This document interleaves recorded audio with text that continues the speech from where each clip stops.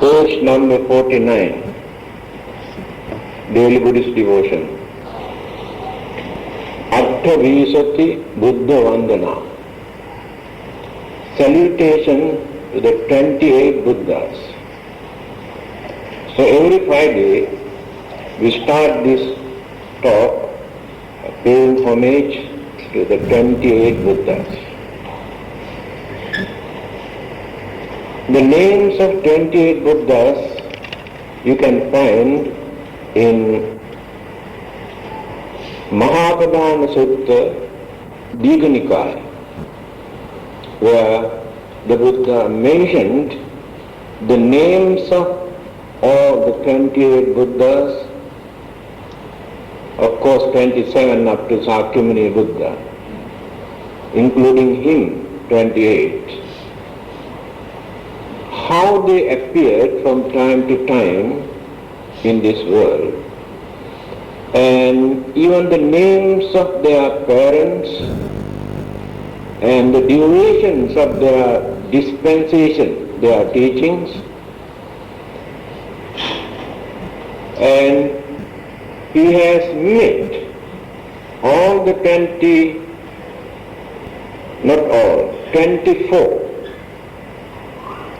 24 previous Buddhas and got the confirmation that definitely one day he will become a Samma Sambuddha. With that confidence, he continued his paramitas or perfection for gaining his enlightenment. So the Buddhas appear in this world from time to time, but very, very rare. Becoming a Samma Sambuddha is the most difficult task in this world. To be perfect and to gain knowledge and wisdom and enlightenment, to cultivate all the great virtues,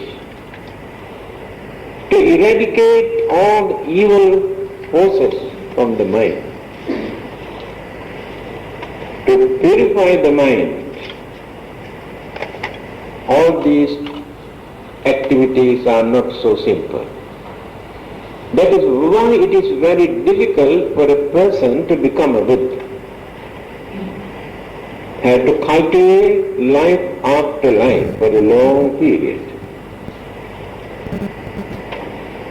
Besides these 28 Buddhas, there are many other names of certain Buddhas that people have introduced from time to time according to their different sects in Buddhism, different schools of Buddhism. But their names are not in the teachings of the Buddha. So this is the confirmation of the 28 Buddhas, Mahapadana Sutta, Digha Nikaya, Sutta Pitaka. So tonight we start our religious talk by paying homage to all the 28 Buddhas. Please get up. Those who have their books can hold and follow page number 49. Those who have no books with folded hands, follow me. Vande Tanham Kurang Buddham. Vande Tanham Kurang Buddham. Vande Medam Kurang Munim.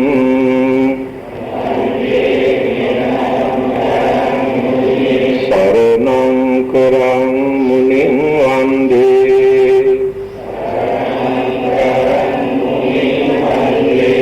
Dipang Kurang Dinang Name.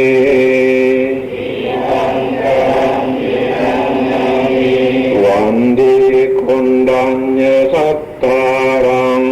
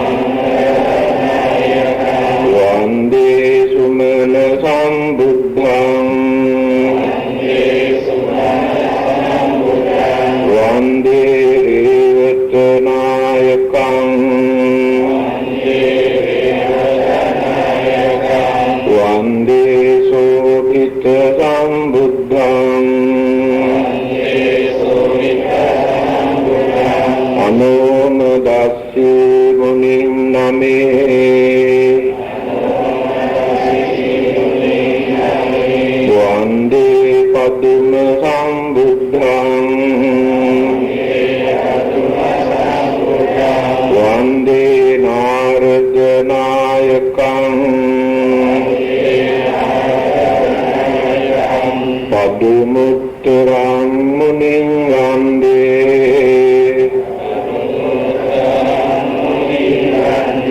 Vande Sumedhanayakam Vande Sujata Sambuddham Piyadassi muning name Atsadassi muning vande Dhammadassi jinang name Vande Siddhartha Sattharang Vande Tissa Mahamunim Vande Pussa Mahavirang Vande Vipassinayakam Sikhi Mahamunim Vande Vande Vissabhunayakam Kakusandang muning vande Vande Konagamanayakam Kassapang Sugatang vande Vande Gotamanayakam Atthavi Sati me Buddha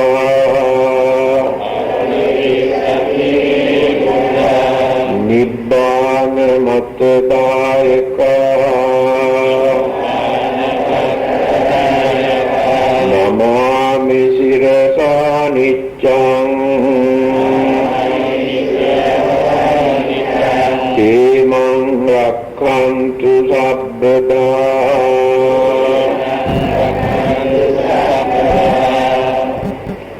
Here in these stanzas up to page number 7, Kakusanda, Konagama, Kasyapa, Gautama, the names of 4 Buddhas who appeared within this world cycle.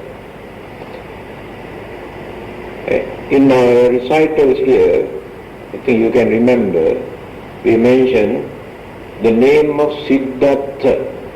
That means there was another Buddha in the name of Siddhartha. The name of Sakyamuni Buddha also Siddhartha.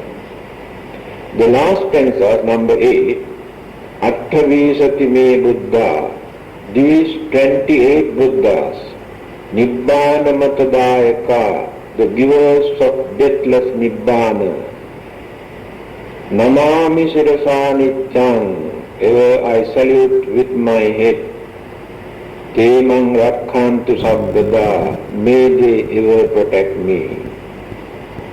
Please sit down.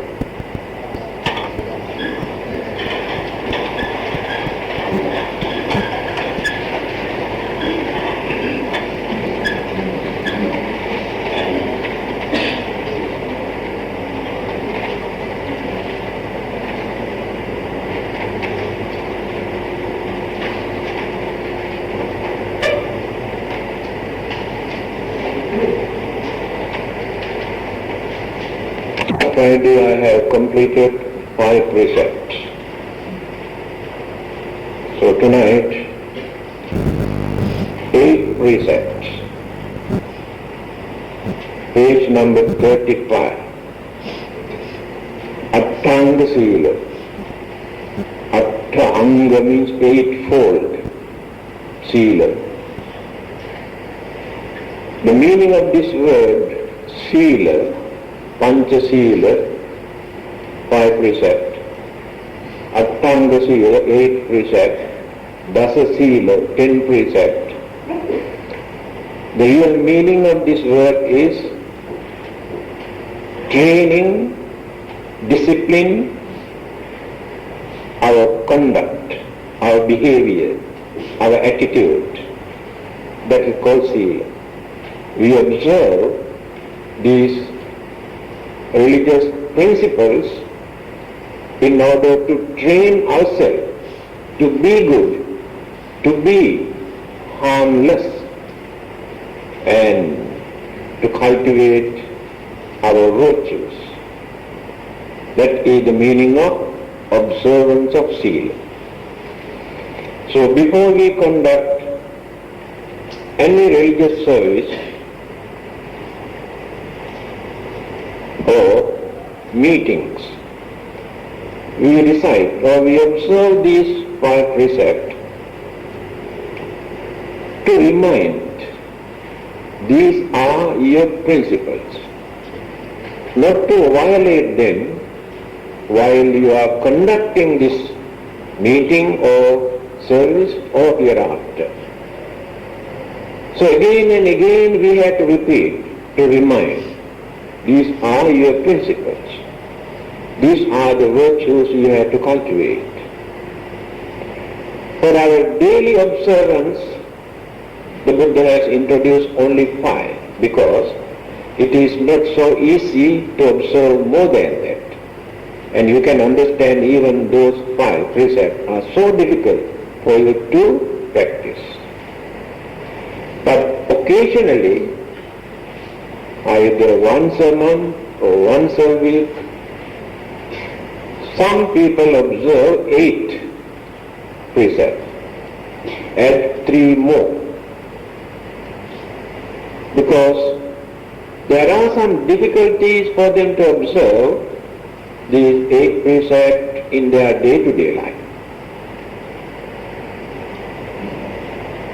Tonight we are going to discuss these 8 precepts. Since I have explained the meaning of 5 precepts, so I have to explain only extra 3 precepts. Pranatipata, Adinadana, Kamesu Michachara, these 3 under 5 precepts.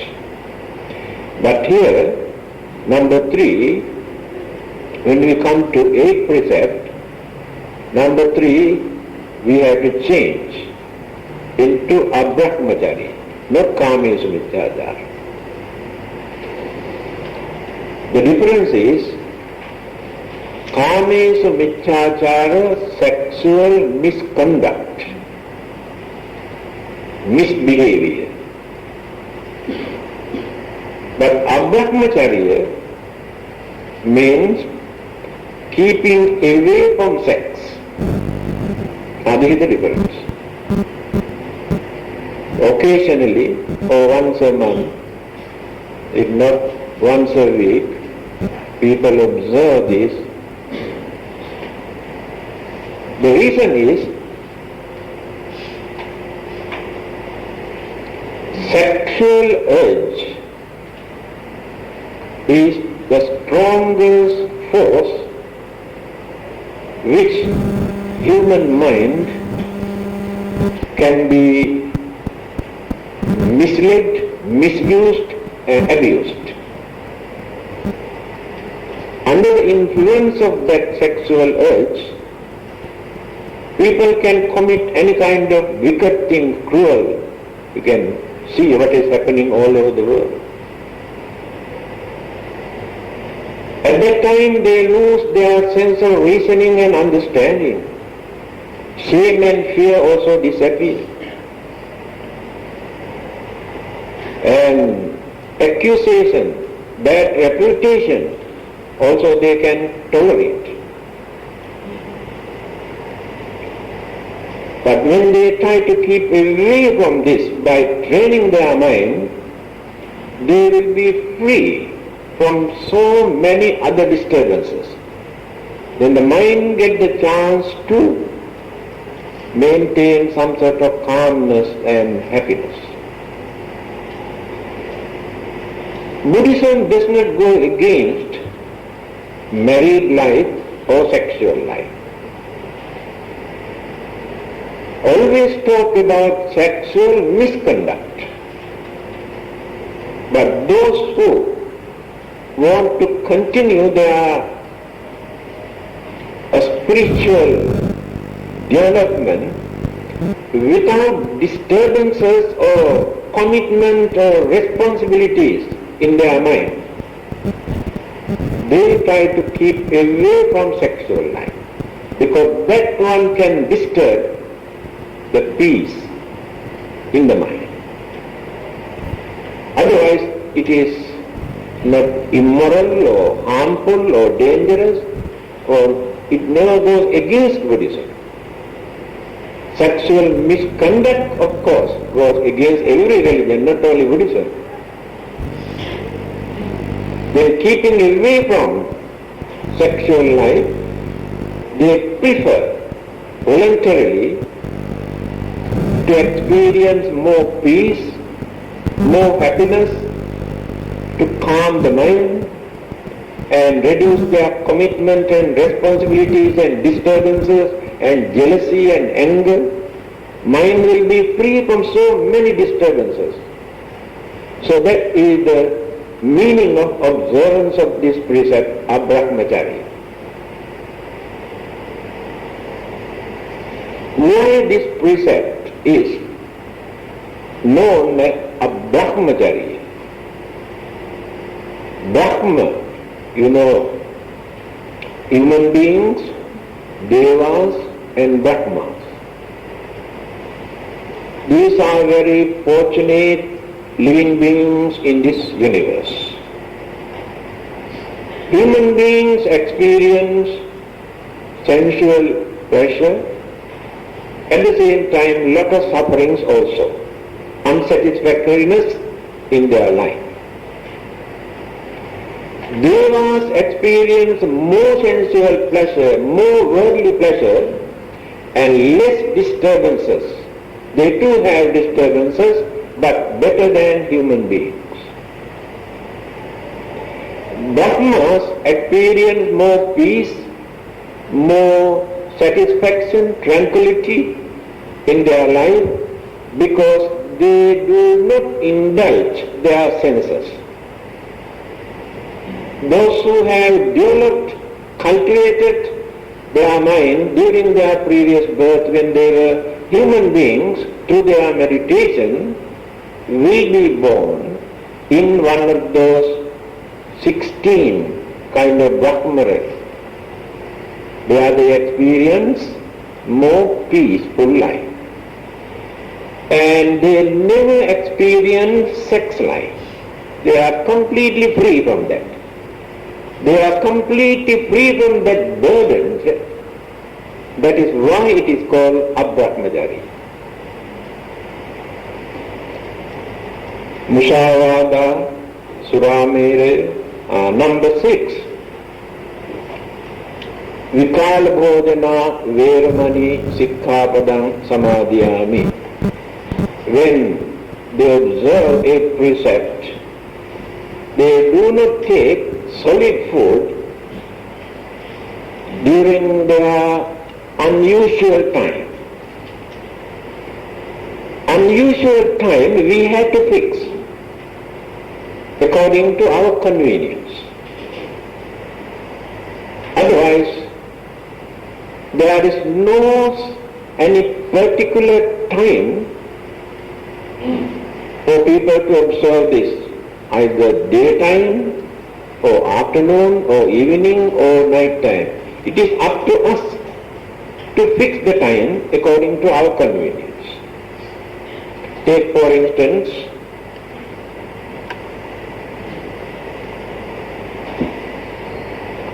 during the Buddha's time, many years, the monks and nuns used to take their food at night time. But the daytime, they observe this precept. Later, they experience lot of problems and difficulties. At night time when they go out for their arms rounds in the park, certain incidents happen, certain trouble, clashes. So when all these complaints came to the Buddha, then he advised, now you can change the time. Daytime you can take your food. Night time you can observe the precept. So it clearly shows that time is not the important thing here. To sacrifice one meal a day. There are many reasons for that. Why monks and nuns and those who observe 8 precepts and 10 precepts keep away from this. Why sacrifice one meal? After taking 3 meals, heavy meal, they experience difficulty of concentrating, meditation, or even reading books. That is the main reason. So night time they spent for their meditation without taking solid food, only drinks, liquid, fruit juice. Another reason today, according to medical science, when people take 3 heavy meals after middle age, they have to face a lot of problems, sicknesses, overweight, blood pressure, heart troubles, diabetes. So can avoid many of those sicknesses if we reduce one meal a day. Another reason why they like to observe this precept at night time. Usually, after taking heavy meal, when people go to bed to sleep, many people die in their sleep because the heart cannot tolerate. So doctors advise, especially the heart cases, not to take heavy meal at night time. Take very light food. Otherwise heart cannot tolerate it. This is for health reason. Another reason, you can see many people are starving without food. So if we can sacrifice one meal, others can enjoy this. That is our sacrifice, our contribution. Another reason, those who try to observe Brahmacharya, after taking 3 heavy meals, when the physical body is very, very energetic, very strong, they experience the difficulty of controlling their senses and their lust. So now see how many reasons are there. The Buddhist principles, precepts are like this. They are not religious orders, religious laws or religious commandments just to follow. By analyzing, through understanding, why we observe this, then we can understand, we can appreciate. Otherwise, this is not a mere traditional practice. And not only Buddhist. In India, the followers of many other religions also observe. Among Hindus, there is a system that is called Chandrayana Vrata. Vrata means vow, like precept. By following the moon, Chandra means moon. Take for instance, on full moon day, they take full diet. From next day onward, they go on reducing and reducing and reducing by following the moon. The moon also going on reducing and reducing and reducing. On new moon day, no more moon, dark. And that day fasting, no more food. Next day onward again start little by little, again up to next full moon day. This is their practice of observance of this precept.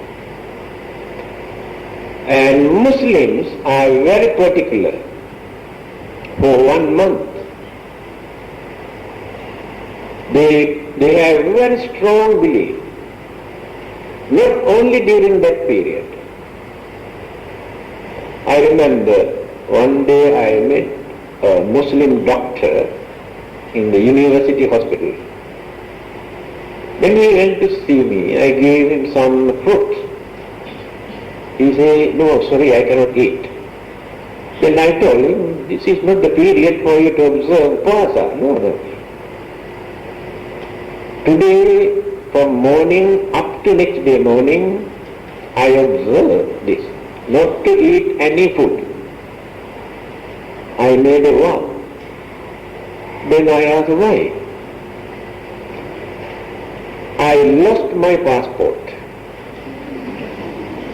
I believe by observing this, I will be able to find out my lost passport. After 1 week, when the doctor came to see me, when I asked, he said, yes, I found it. They have very strong belief about fasting, that it is a highest virtue, sacrificing food. And Christians are very moderate, but they too have. So this precept is common to every religion. Now you can understand why we should observe this. Next one, number 7. It is a very long one. There are so many items.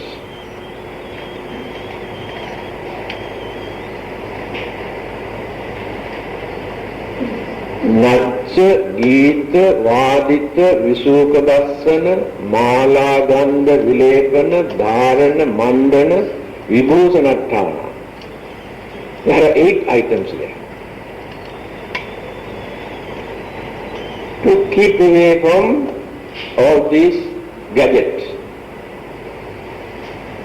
And this is controversial because to some others or some other religionists cannot find out any religious significance in these practices. What harm is there? They are not immoral, they are not harmful. Then why should we keep away from them? What are these precepts? Natcha, dancing. Geeta, singing. So our youth are breaking all these precepts. Vadita, using musical instruments. Visuka Dassana, those cartoons, film, cinema. Mala, Gandha, Vilepana, Dharana, decorations, flowers, and these things. Vilepana, Dharana, apply here and here and here. Here. All these Vilepana, Dharana. Mandana, decorating the whole body with all sorts of gadgets and jewelries and diamonds and gold. So all these are regarded as not irreligious, we cannot say irreligious, as useless from the religious point of view. Or in the eyes of a holy man, these things are useless things. But to many others, they are very important. That is why people ask, what harm is there? By knowing this problem, the Buddha did not introduce this precept for you to observe in your day-to-day life, every day. So don't worry. So you can decorate and beautify, no harm. But you must be very normal, very humble, very simple, to reduce your pride, to reduce your prestige, reduce your greed. You can reduce so many mental defilements by keeping away from it. Now let us take why religious people, especially Buddhism and Hinduism also, but not up to that extent. And Jainism has gone to very extreme. They have given up even clothing also, no more clothing. Yes, complete naked. They are called naked ascetic. They were very common during the Buddha's time. Still remain few hundred or few thousands in India, fully naked, ascetic. They never use any clothing. That is one of the precepts. The Buddha's way of observance of this precept is very moderate, very practical, very meaningful. So here he says, in your day-to-day life, you can have these things if you like, if you want, but occasionally you must come back to your normal life, your simplicity is very important for you to maintain your humane feeling, humane qualities. Another reason why religious people have taken these things so seriously. 2,500 years ago, in Indian society, many of those girls who used to come and dance and sing and entertain others by using all sorts of gadgets are loose ones, not respectable ones, available in the market. So they thought these are the activities or their ways of these prostitutes and loose ones. Therefore, religious people should not follow their way of life. That is the grudge. Others take this as grudge. They develop and introduce that religious people should not behave like this. Always dancing, singing, laughing, merrymaking and entertaining others. You must lead a normal human life by keeping away from too much of enjoyment and decorations. So, there is no harm at all. Occasionally, you can keep away from all these extra gadgets. Use a simple dress and you are well saved. We can guarantee for your safety. Nobody come and disturb you. No gold chains. No valuable wristwatch. No diamonds. You can go alone at any time without fear. For your safety. And always girls come and complain when they go out. Motorcyclists come and take away their handbag. Why? They believe there are some valuable things inside. Otherwise they never disturb, if not acquire gold chain. But the main reason, the religious analysis or the significance is to reduce pride, greed, and another thing, just not to show off too much. Be simple and humble. No harm. Next one, number 8. Uchchasayana mahasayana veramani sikkhapadang samadhiya. Not to use luxurious beds and chairs and furniture. This is another controversial. Again we have to refer to Indian way of life 2500 years ago. Many people had no proper chairs or bed or piece of wood, a plank, if not floor, to sleep. When they use luxurious bed, they think this is not suitable for religious people. Only kings and the ministers or rajas or maharajas or millionaires use these things. Not suitable for religious people. They must lead a very simple life. By considering in this way, he introduced this as one of the precepts, not to use very expensive, luxurious bed and chairs or any other furniture. Usually, not only as a precept, I had to observe this precept because of my backache.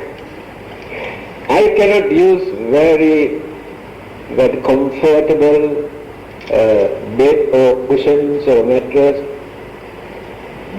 What happened to me when I visit some other countries to attend various conferences and meetings? They provide us very first-class hotels. I cannot sleep in their bed because it's too soft. What I do, I close the door at night time, take out the bed sheet and pillow and sleep on the floor. Because I cannot use that bed. Otherwise I get terrible backache. Not as a precept, it's very bad for my health. And many others also experience this problem. So for our backbone, we must have very hard, very plank for blood circulation to the backbone, to the brain. That is important. So these are the 8 precepts people observe on new moon and full moon days. Again, what is the significance of new moon and full moon? Why do people observe extra precept on that day? This is due to astrological calculation. It is true. All these planets that exist influence our life, our body, our brain, our blood circulation, and we do not know. Especially moon.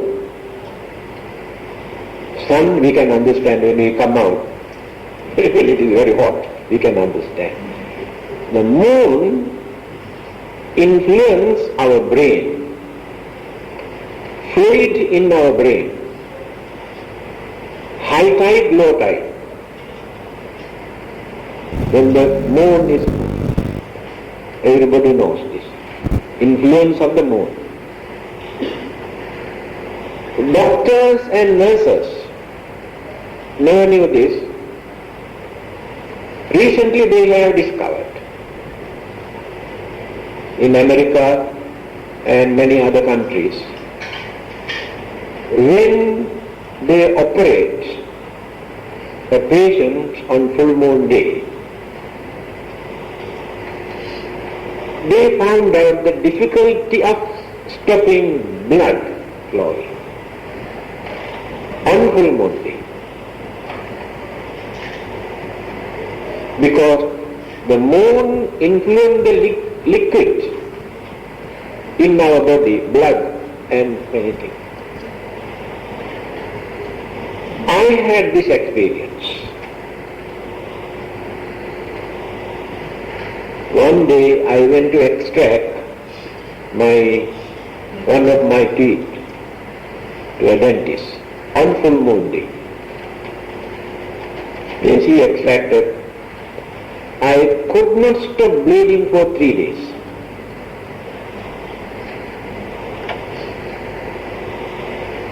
But only within few hours. Another thing, certain drugs or medicines that nurses give to certain patients on full moon day, they found out either they vomit, if not stomach complaint, ache, only that full moon day.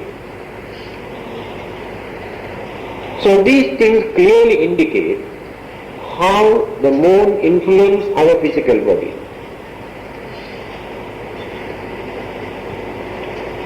For thousands of years, people observe full moon day as a religious day, even they had no religion, according to their own experience. Farmers who work in the paddy field, who cultivate vegetables and fruits, realize many things, how moon can influence their cultivation. Then,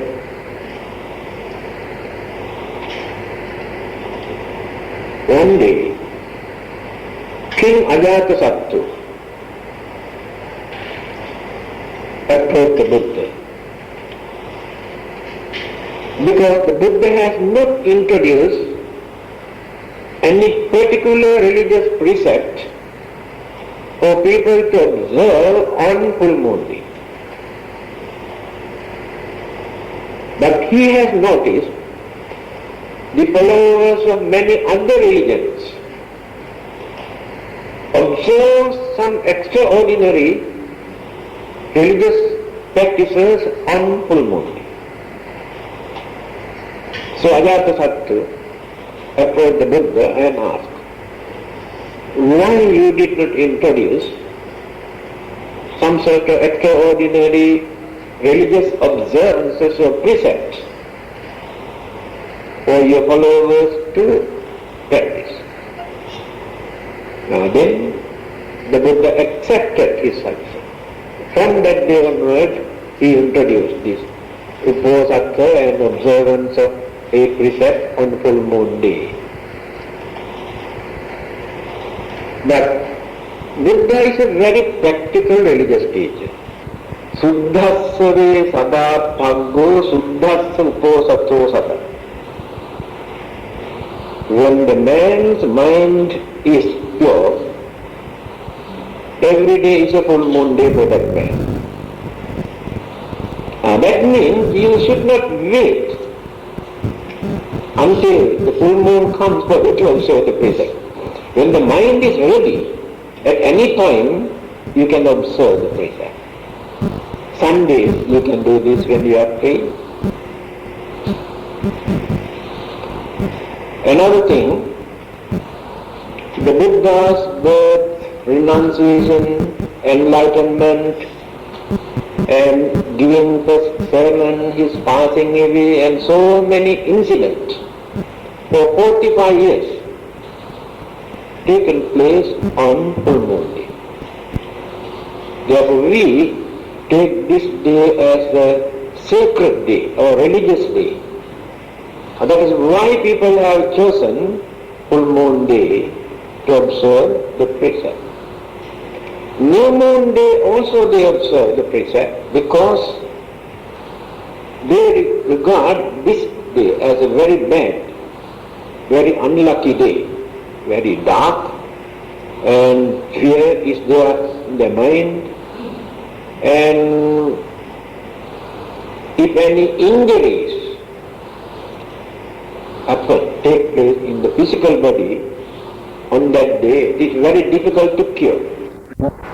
They regard this day as a very bad, very unlucky day, very dark, and fear is there in their mind, and if any injuries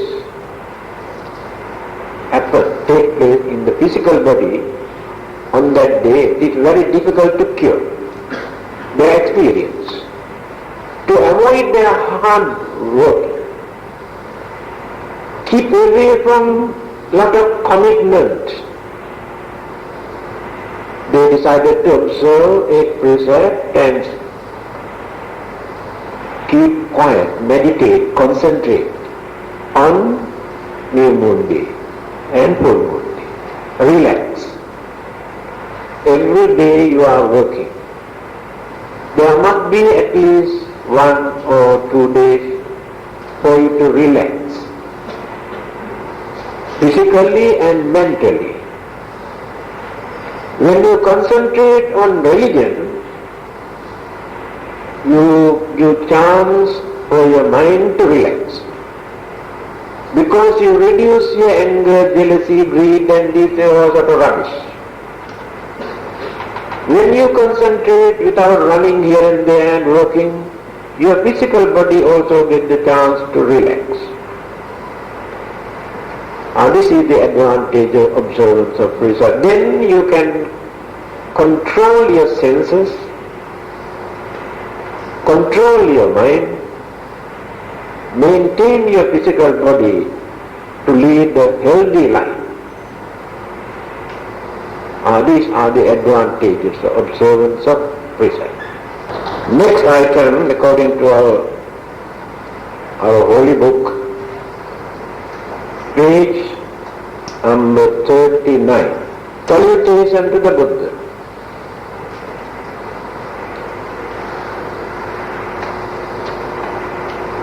In these recitals, we always mention 9 characteristics or 9 virtues or the good qualities of the Buddha. So we pay homage to the Buddha by mentioning that these are the characteristics of the Buddha. So I pay my respect, pay homage. That means we do not worship or pay homage to the Buddha because of fear, or just because he is a very powerful person, or to gain something from him, or not to ask something from him, but appreciation of his highest achievement. We respect you because of these good qualities. Why I mention this? Many other religionists frighten people. You must pray, you must worship. He is a very powerful God. If you do not worship, he will punish you. And this kind of unnecessary fear they create in their mind. Because of that they worship. But we do not worship the Buddha, thinking he is a powerful man, thinking he can give us something. But our attitude is to appreciate and to follow him so that we gain more confidence to follow his footsteps. to gain the same supreme enlightenment and wisdom and perfection. These are the good qualities. Itipi so bhagava. Don't recite itipi so. You always recite itipi so. Itipi so bhagava. So is adjective here. Itipi so bhagava arahang. These are the qualities. Arahang samma sambuddho vidyācarana sampanno sugato lokavidu anuttaro purisa dhamma sarathi sattha deva manussanam buddho bhagava. The meaning.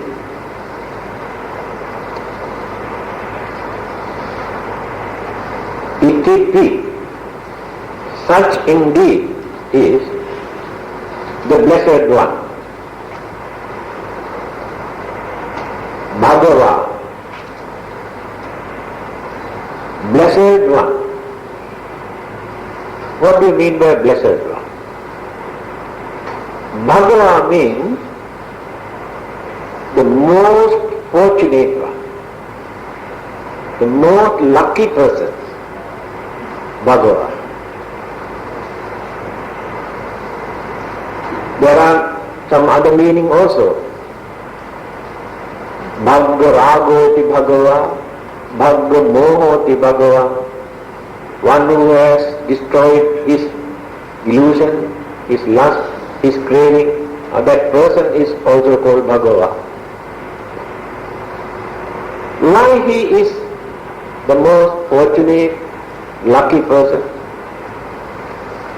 Because he has completed his journey in this samsara. And no more worldly sufferings for him. No more birth, no more sicknesses, no more old age, no more death, no more worries, no more disturbances. He is very lucky. But we are facing all these problems. Therefore we are not Bhagavad. We are not fortunate ones. Now we can see the difference. Why we introduced the Buddha as Bhagava? Because of this. He has gone beyond all these physical and mental unrest and sufferings and disturbances, unhappiness, unsatisfactoriness, no more. But we are experiencing all these things. Next one, Arahant. The Buddha also introduced himself as an Arahant. But those disciples who have attained sainthood also known as Arahant.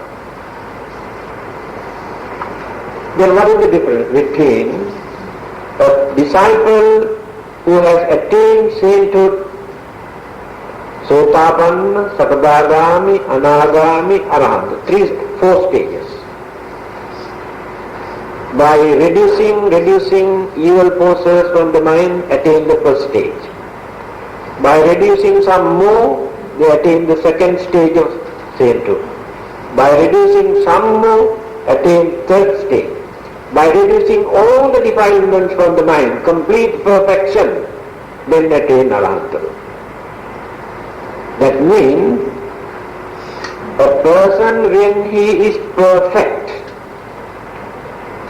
never make mistake, never harm others, no more evil thoughts in the mind, when the mind is completely pure and stop rebirth and birth and death. That person is called Arahant. But his knowledge and wisdom and enlightenment differ. Many of those Arahantas are not enlightened, who gain wonderful wisdom, very few. It depends what sort of method they have practiced in their meditation to gain this perfection. So the knowledge and wisdom they gain according to that method. Through samatha, meditation by calming, training, discipline, reducing evil forces from the mind, in the end, through realizations, they attain arahanthood. Their knowledge, wisdom, understanding is not very advanced, but they are all. Many others who develop vipassana meaning analytical or analysis, analyze the teachings of the Buddha, realize the real nature of existing things in this universe, then gain more knowledge and understanding. After that, attain arahanthood. And their knowledge and wisdom is advanced. But cannot compare with the Buddha. Buddha is an entirely different person. His enlightenment is entirely different. So, the Buddha and Arahantas here, because of their perfection, introduced as Arahantas. The meaning of this word Arahant, worthy of respect. An Arahant or Buddha is worthy of respect. That means we regard them as holy, pure, sacred, religious people. Therefore we respect, we worship, we do some offering by knowing this. One meaning of Arahant, worthy. Another meaning of this word, Arahant, one who never commits any mistake or any bad thing, even secretly. They have no secret. But all of us have secret. People who are regarded as very good people, very cultured, very civilized, very religious people also have secret. That is their way of life, nature. Only persons who have no secret, the Buddha and Arahantas. Did you hear that there are 4 groups in this world who have top secret in this world? That means others cannot understand. They keep the secret to themselves without revealing to others, and others cannot realize and understand. The Buddha mentioned this, 4 groups. Have you heard this? No. First group is ladies. Ladies have top secret in this world. Husband who lived nearly 100 years with wife also still cannot understand the secret of wife. And this is the nature of woman. It is true. Secret does not mean a bad thing. Good or bad or neutral. But they keep as secrets. This is the nature of their life. So you must never think that the ladies are that bad, they have so many secrets. Secret does not mean a bad thing. Good things also they keep as secrets. Their nature. And the second group is the priests and the monks. You can associate with them throughout your life. You think they are very good people, very holy, very religious, but they have a lot of secrets. You do not know. That is the nature of priesthood, monkhood. There's a very nice joke for that. A man, after his death, went to heaven. At the gate of the heaven, there's one man, not man, maybe one of the gods, to ask one question to open the gate. did you confess before your death? If that person says, no, sorry, I cannot open the gate, you must go back and confess and come. If you say, yes, I have done, then you open the gate. So one man, this is a joke, not the truth. So one man went to heaven to ask this question, did you confess? He said, sorry, I have forgotten that. Then I cannot open the gate. Then he said, instead of going back, why not we try to find out the priest in heaven so that I can confess? So this gatekeeper said, actually it's a good idea, I never had this idea earlier. So he opened the gate and allowed this man, he went on searching the whole heaven, not even a single priest there. They have no chance to go to heaven because they block others. Monks and priests, they block others. Ordinary poor people get the chance to go to heaven, but not the monks and priests. That is why the Buddha says, they have a top secret. This is a joke, don't take seriously. Otherwise I also miss that,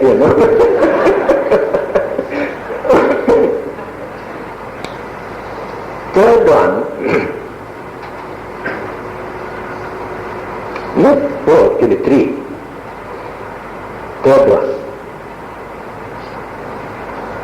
Third one is secret in religions.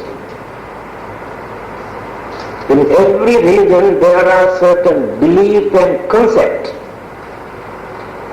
you maintain throughout your life, but you never realize it. You argue, or you study, you think, create your own imagination, but you never realize. Belief in God, this is a concept. Forever people maintain this, forever they argue, they never come to any conclusion to prove that there is a God. But they maintain this belief. But they believe according to their own imaginations. That is a religious secret. Again, life hereafter, after our death, there are certain evidence, stories, incidents, teachings that to prove that there will be another life hereafter. Still, it is a secret. There is nobody to tell us that it is true straight away. But we believe it is a religious secret. Again, going to heaven and hell after our death. No one has come back and reported that he went to heaven or he went to hell and he had some experience. It is a mere belief after our death that we go to heaven or we go to hell. These are the secret of religion, but remain forever. But in the Buddha's teaching, regarding this concept of heaven and hell, there is a very clear picture. He does not maintain that belief that heaven and hell are located somewhere else as a ready-made place for people to go and enjoy and suffer. To him, heaven and hell existed in any part of the universe where living beings enjoy their life and suffer more. When they suffer from their birth up to death, that is hell. When they enjoy their life from very beginning up to the end, that is heaven. whether they are humans or any other form of living being. It does not mean that there are no devas, brahmas and this and that. From the Buddhist point of view, we never regard them as heavens. They are planes of existence where there are some fortunate living beings experience their life. Again, hell is a name where those living beings suffer either as human beings or animals or devils or spirits or ghosts or any other forms of living being. Endless suffering exists. Therefore it is called hell. This is the Buddha's interpretation of heaven and hell. So otherwise these things remain as secret. So Arahantas and Buddhas have no secret. They are holy, they are perfect. Then Samma Sambuddho. There are two kinds of Buddhas, Pacceka Buddha and Samma Sambuddha. Pacceka Buddhas also gain enlightenment, but they do not preach. The nature of their enlightenment cannot compare with the Supreme Enlightened Buddha or Samma Sambuddha. One who understood the Four Noble Truths, that person is called Samma Sambuddha. Then we also can say, we know what are those Four Noble Truths. Why not we also become Buddhas? We know only names. Dukkha, Samudaya, Nirodha, Magga, Four Noble Truths. Suffering, cause of suffering, cessations of the suffering and path leading to the cessation of suffering, Four Noble Truths. Attain Buddha. To understand one item, what is dukkha, what is suffering, what is friction, what is pleasures, what is what you call unsatisfactoriness, what is unhappiness, it is not so easy. Because we have our own imagination. We do not know how to analyze and understand the real nature of dukkha. So when a person fully understood the real nature of dukkha, the real nature of the cause of these sufferings and unsatisfactoriness, then continue. So that person is called Samma Sambuddha. Next one is Vidya Charana Sampanno. Knowledge and moral conduct. There are many religious teachers, well-known personalities, very learned, wisdom, very wise people. Their knowledge is wonderful, but their conduct, their behavior, their character, when you observe, you can see a lot of weaknesses in them. Some people are very good by nature, but their knowledge, their wisdom, their understanding is not very advanced. So these two things very seldom come together. Knowledge and conduct. In the case of the Buddha, when you study from the very beginning his way of life, complete pure, his moral conduct, his behavior, his attitude, his way of holy life, completely pure. There is nobody in this world who can point out a single human weakness in him. But when you study the nature of other religious teachers, there are weaknesses, either anger or jealousy in them, or human emotion. So the Buddha is the only religious teacher who maintains knowledge and moral conduct equally. Therefore he is called Vijja Charana Sampanna. Sugata. One who has gone after fulfilling his mission. That means he came to this world to serve others. 45 years he has done this service too, not only for the mankind, for all those living beings in this universe, by paving the way, the path, correct path for them to get rid of their suffering. Well gone, well done, after fulfilling his mission. Therefore he is called Sugata. Loka Vidu, knower of the world. When you compare the knowledge of the world, according to many other religious teachers, you can understand this difference.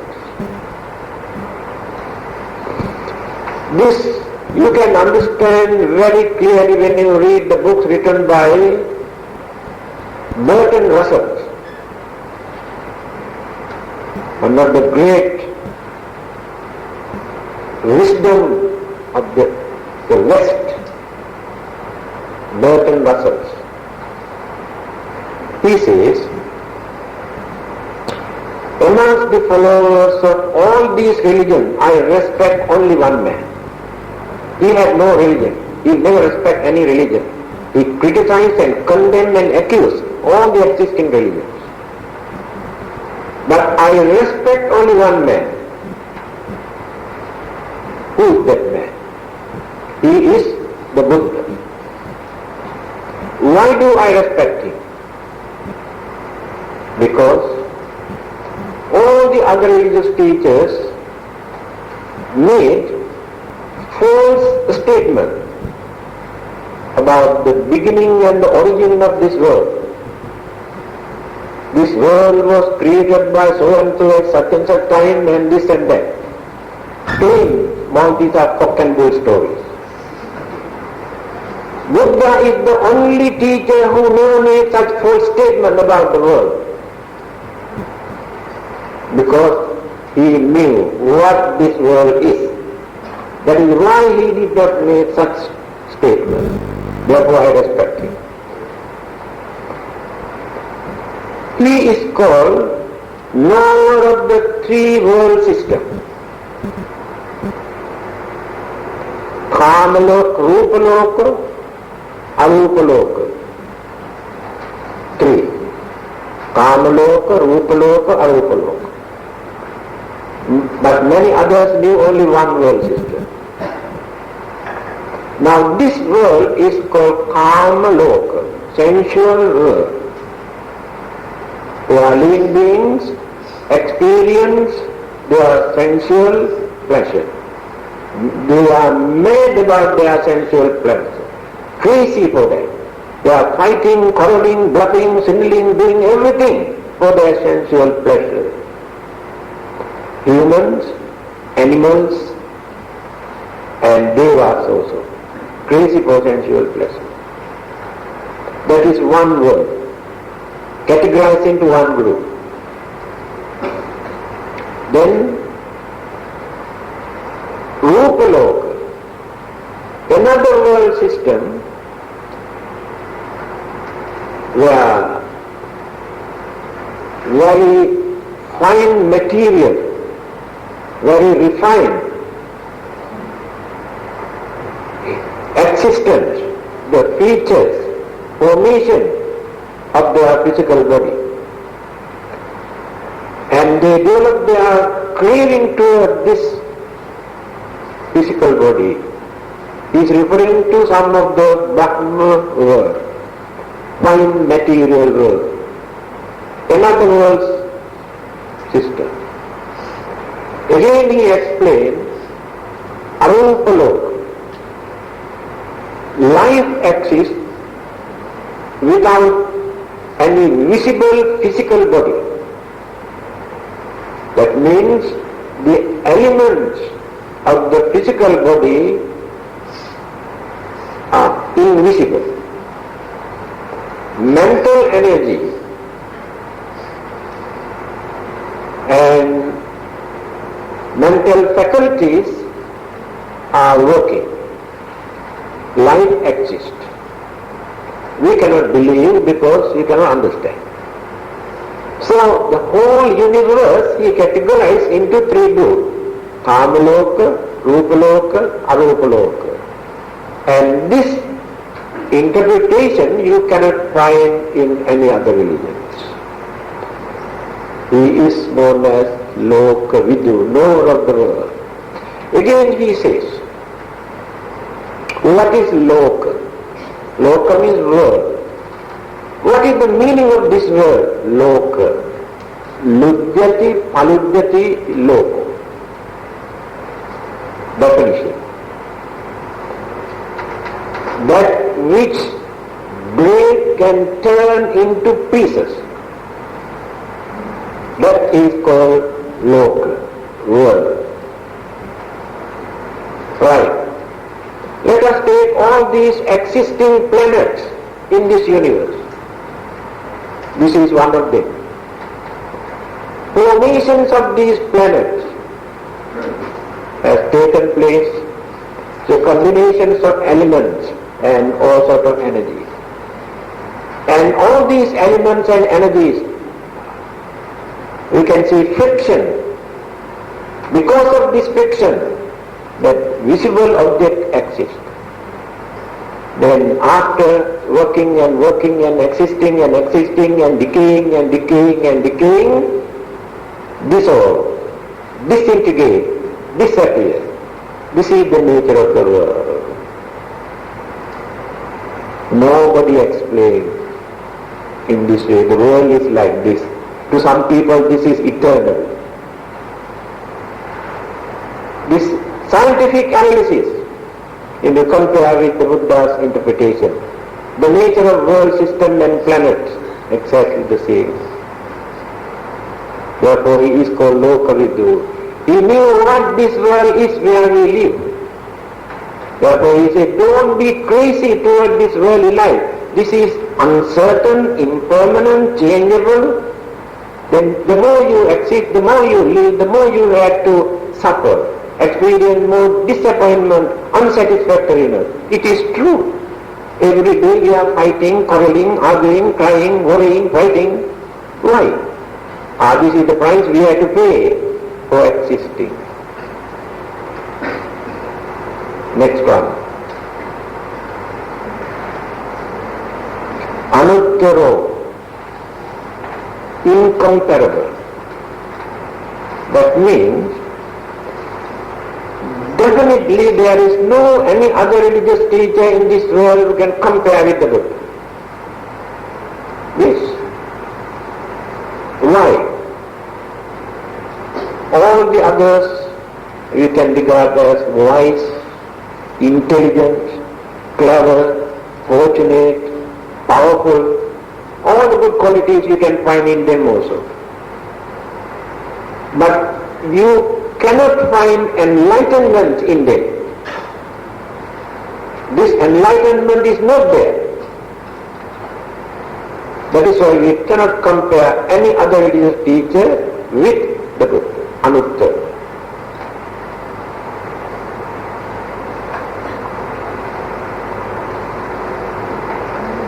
Purisa Dhamma Sarathi. Now this is another important.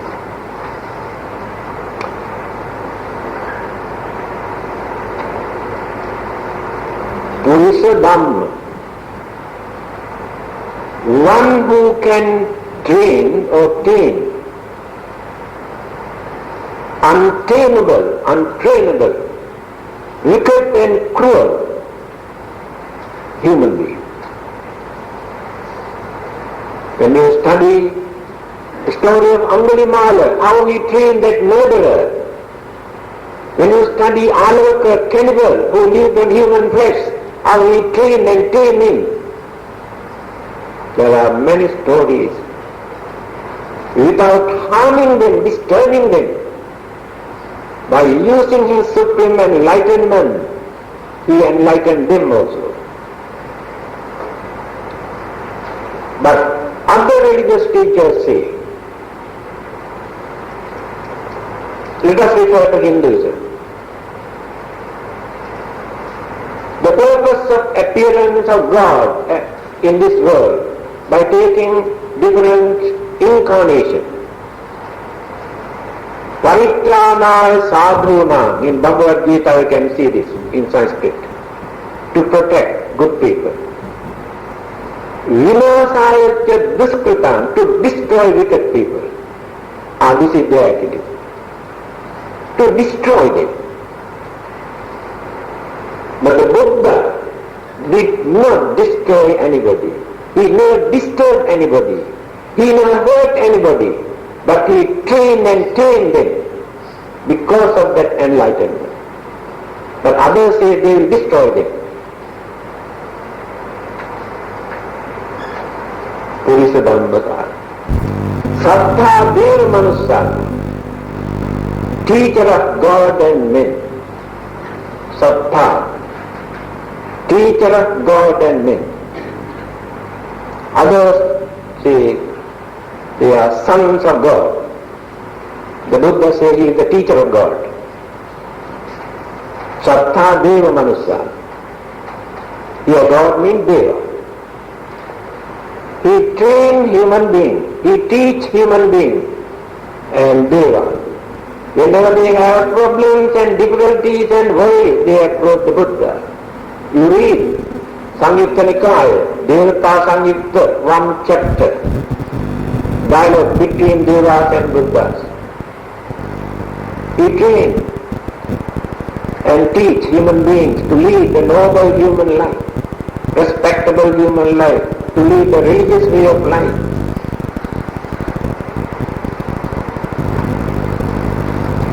Buddha.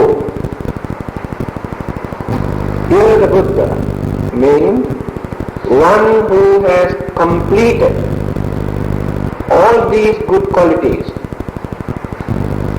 In the end again introduced as the Buddha. At the beginning we introduced Samma Sambuddha, supreme enlightened because of realizations of Four Noble Truths. Here again the Buddha, one who possessed all these good qualities. Bhagavad we have explained already. These are the 9 characteristics of the virtues and the good qualities of the Buddha. So when we pay homage, respect, we recite. In appreciation of gaining all the good qualities, we bow down, we respect, we honor you. And we hope one day we also get a chance to follow you, by following your footsteps, your middle path, to see the end of this suffering, end of this worldly suffering, end of this samsaric suffering. That is why I pay homage to you, not because of fear, not because that I need something from you. I pay my homage. Yes, 9:30. Now conclusion. Last item.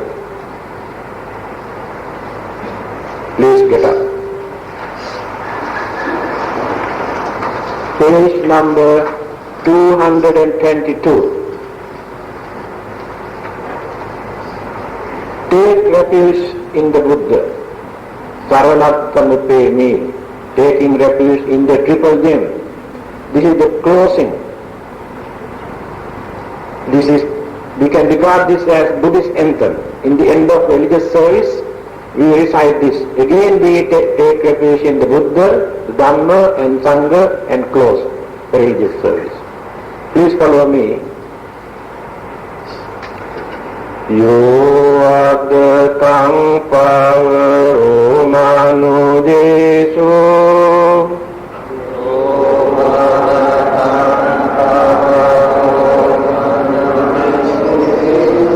शक्य मुनि भगवा कतकिच्चो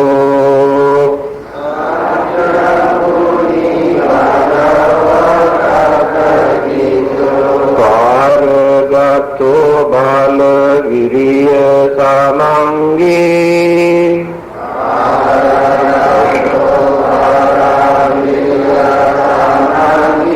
संसुगतं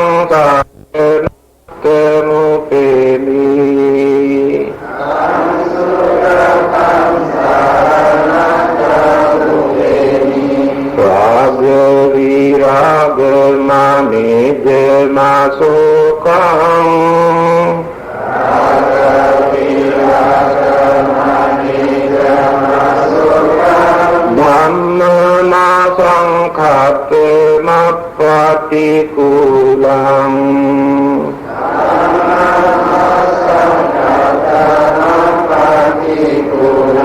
मधुरमीमां प्रगुणं सुविभक्तम्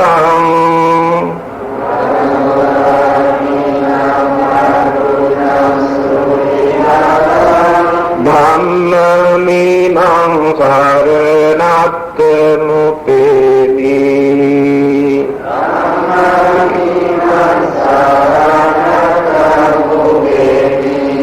यच्च दिन महत्फलमाहो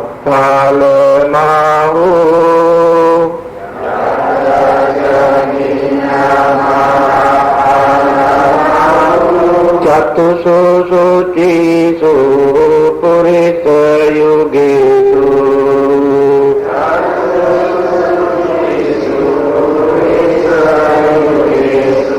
अट्ठ च पुग्गल धम्मदासाते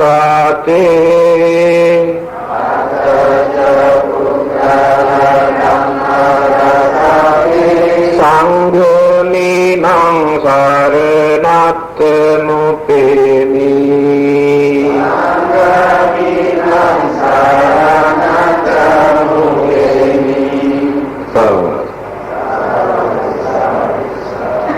आकाशत्तादि बुम्मत्ता देवानागा महिन्दिका पुण्यन्तं अनुमोदित्वा चिरं रक्षन्तु लोकशासनं इत्तावतास्याम्हि सम्पतं पुण्यसम्पदं सब्बे देवानुमोदन्तु सर्वसम्पत्तिसिद्ध्या देवो वसतु कालेन सस्व सम्पत्तिहेतु च प्रीतो भवतु लोको च राजा भवतु धम्मिको इदं वो ज्ञातिरं होतु सुखिता हन्तु ज्ञातयो इमिना पुण्यकम्मेन मामे बालसमागमो सतं समागमो होतु यावनिर्वाणपत्त्या